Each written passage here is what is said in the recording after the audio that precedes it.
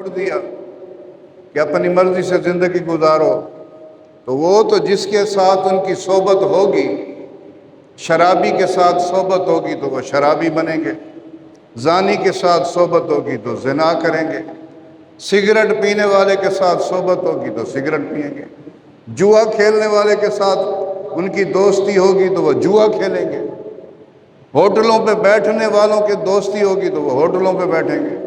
بازاروں میں گھومیں گے، لوفری کریں گے، جو سیکھیں گے بچپن میں ساری زندگی وہی کریں گے۔ بہتر یہ ہے، میرے پاک نبی کا فرمان ہے کہ اپنے بچوں کو مسجد کا راستہ دکھاؤ، اللہ کے گھر لے کے آؤ، ان کو نماز پڑھاؤ، سختی کرو، ان کا بستر علیحدہ کرو، کھانے پینا بند کر دو ان کو نمازی بناؤ۔ کیا پہلا سوال نماز کا ہے، اور نماز حضور صلی اللہ علیہ وآلہ وسلم کا فرمان عالی شان ہے کہ جو بندہ نماز پڑھتا ہے، نماز خشوع اور خضوع سے پڑھتا ہے، محبت سے پڑھتا ہے، عشق سے پڑھتا ہے،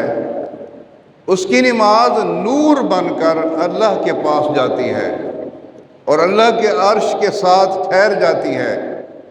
اور وہ قیامت تک وہیں رہے گی، اور پھر وہ نماز قیامت تک اس نمازی کے لیے دعا کرتی رہے گی کہ یا اللہ جس طرح اس نے میری حفاظت کی تو اس کی حفاظت فرما۔ اور جتنی نمازیں ہم پڑھیں گے ساری نور بن کے اللہ کے عرش کے پاس جمع ہو جائیں گی، اور ساری نمازیں بندے کے لیے دعا کرتی رہیں گی کہ یا اللہ جس طرح